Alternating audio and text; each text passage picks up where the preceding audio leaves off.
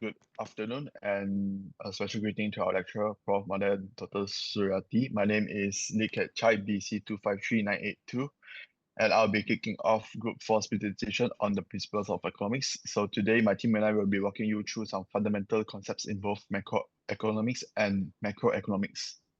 Next. To give a brief overview, economics is essential for understanding how individuals behave in market and how a nation maintain its economic well-being. In this presentation, we'll explore how different factors interplay to affect businesses, society, and government policies. So I'll be starting us off with a macroeconomic look at monopolistic competition. After that, my group mates will guide you through major macroeconomics indicators, specifically gross domestic product, the social impacts of unemployment, and finally, the functions of money and the monetary policy tools used by Federal Reserve. Next. So let's dive into our first topic, monopolistic competition.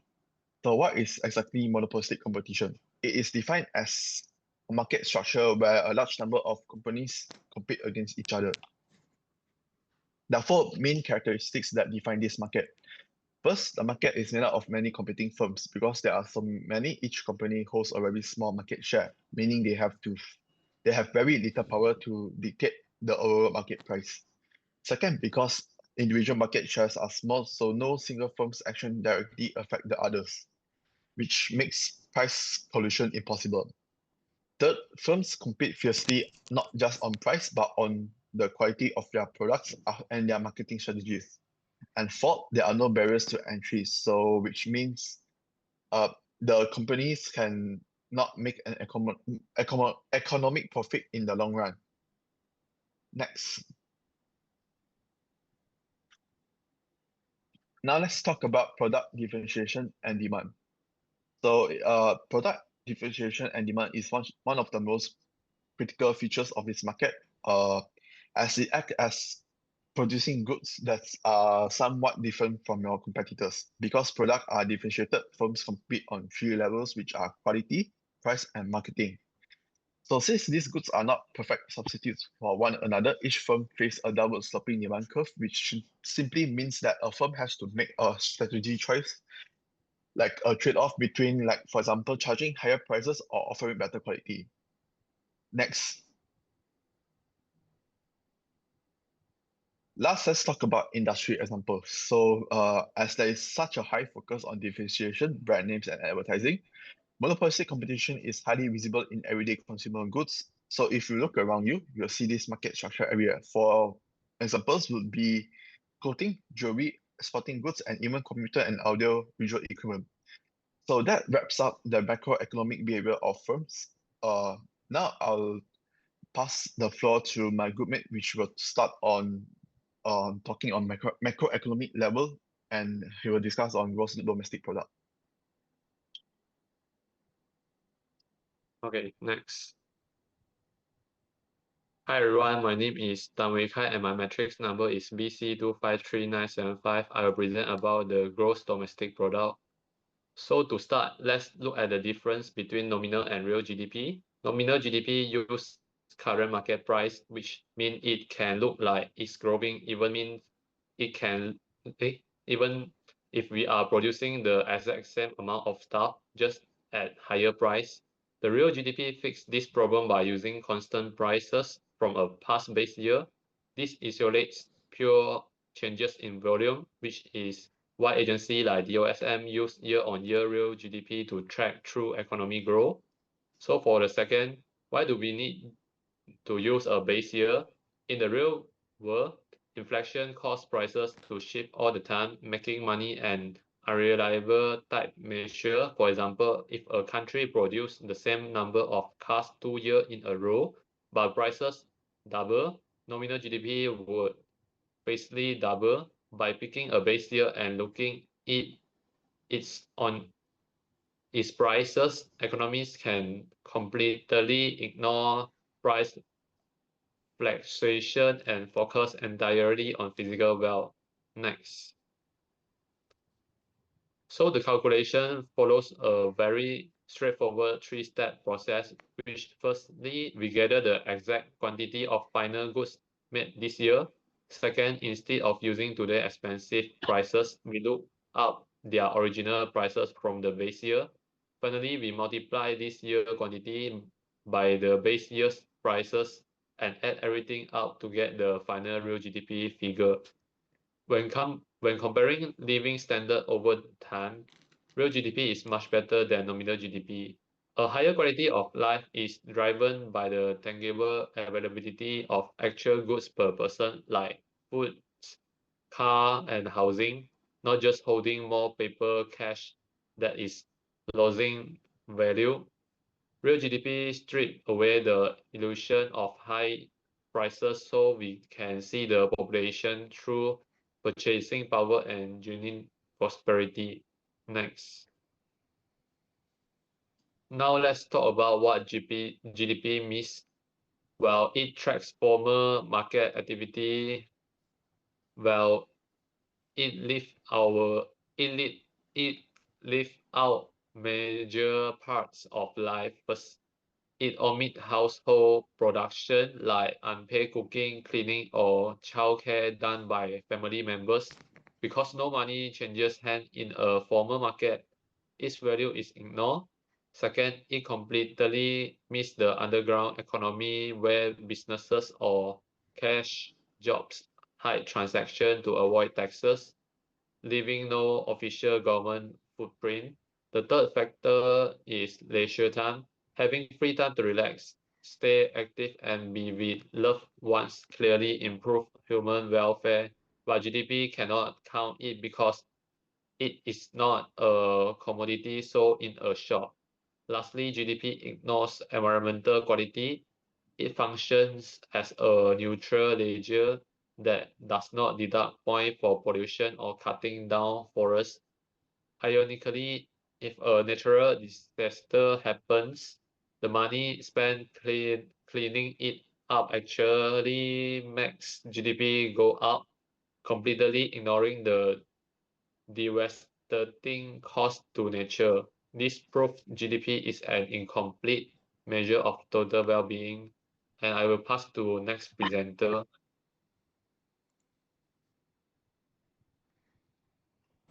Hello everyone, my name is Verenfo. Metric number is BC250350.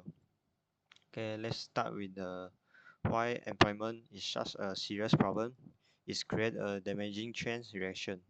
When people lose their jobs, they lose their income, which causes a major drop in spending. This drop in consumption hurts business, leading to lower revenues, production cuts, and unfortunately, even more layoffs. On top of that, either level means our economy operates below its true potential, resulting in a permanent loss of goods and service that could otherwise improve society's standard of living. Next. When we look closer, the cause of employment fall into the two main categories. Sorry, category, categories. First, there's a income of production loss. At the individual level, family face several financial distress and struggle to afford basic needs like food, housing, and healthcare.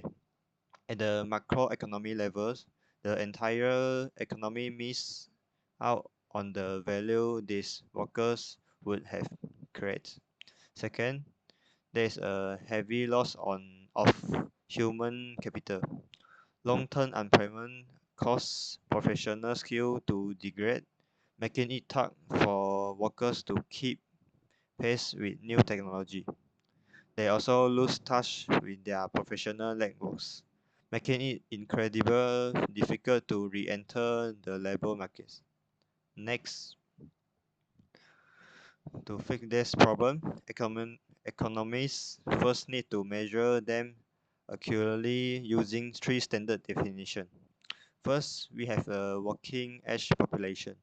We standardize at everyone aged 16 and older.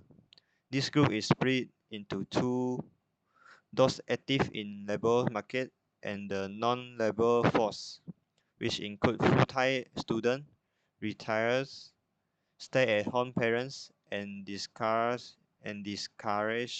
workers who have given up looking for a job. Second is the labor force itself. This is only the segment of working age population that actively participates in in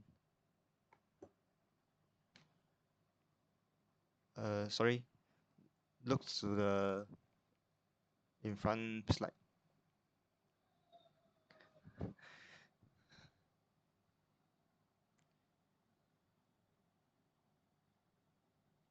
Okay, so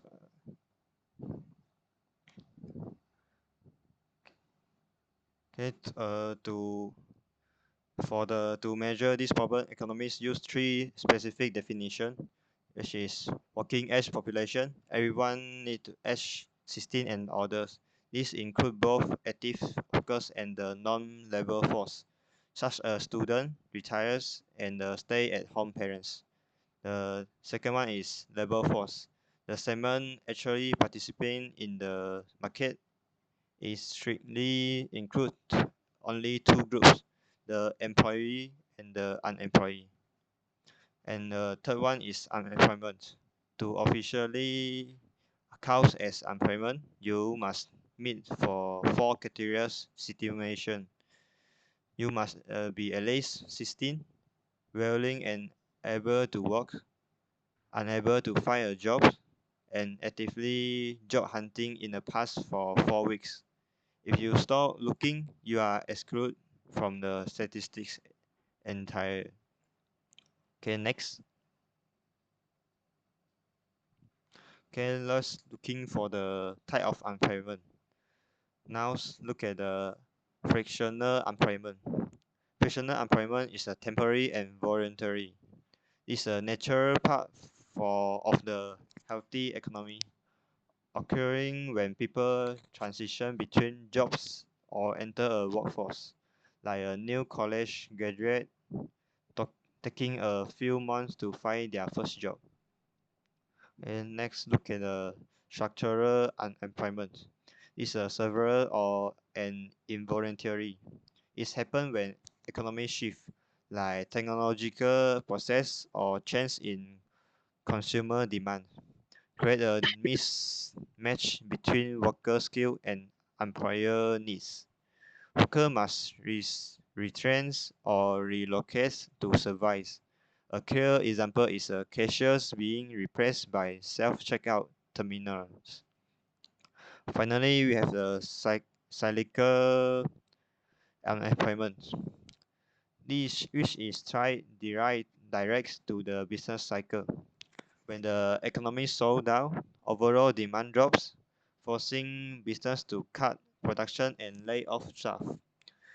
It spikes during a recession and fall during expansion.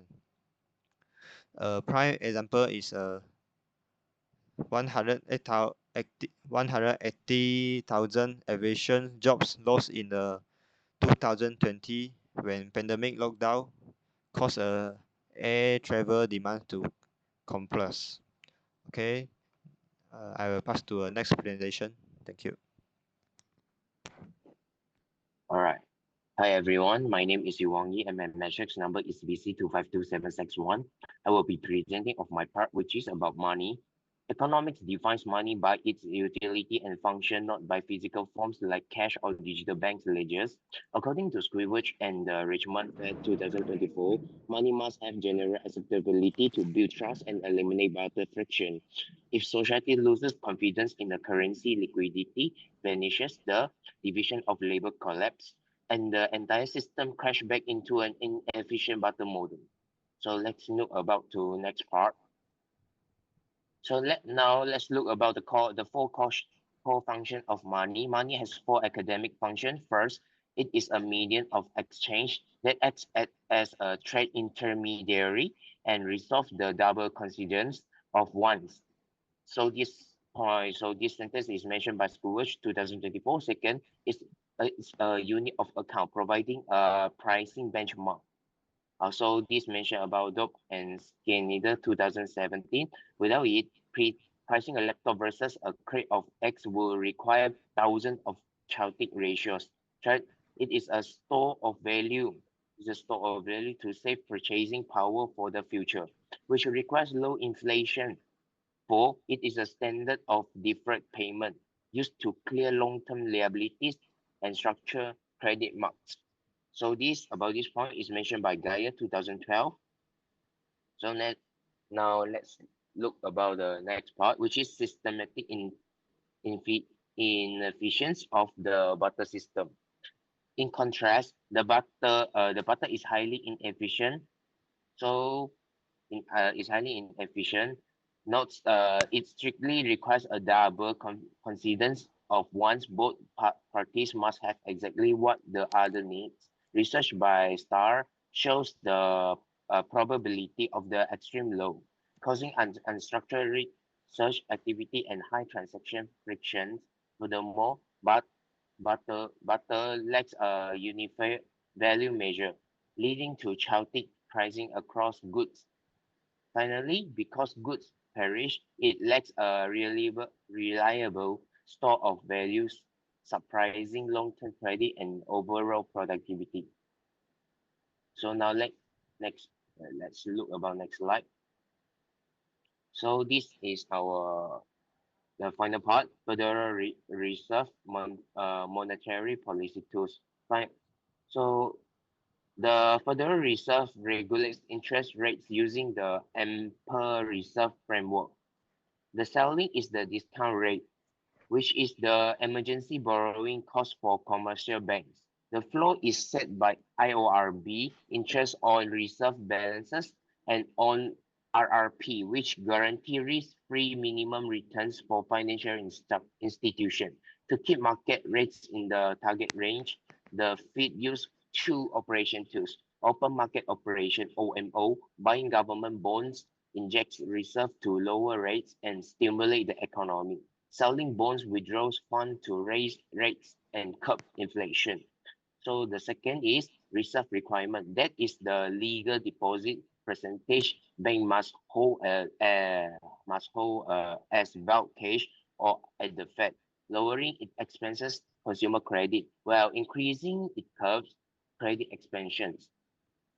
So for the last one, to conclude our presentation, we have seen how economics connect the micro and macro level. On the micro level, monopolistic competition forces everyday brands to constantly differentiate themselves to survive.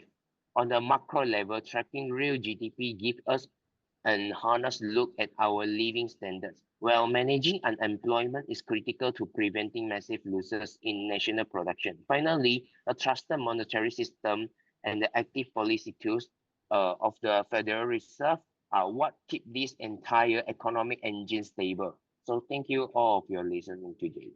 Thank you.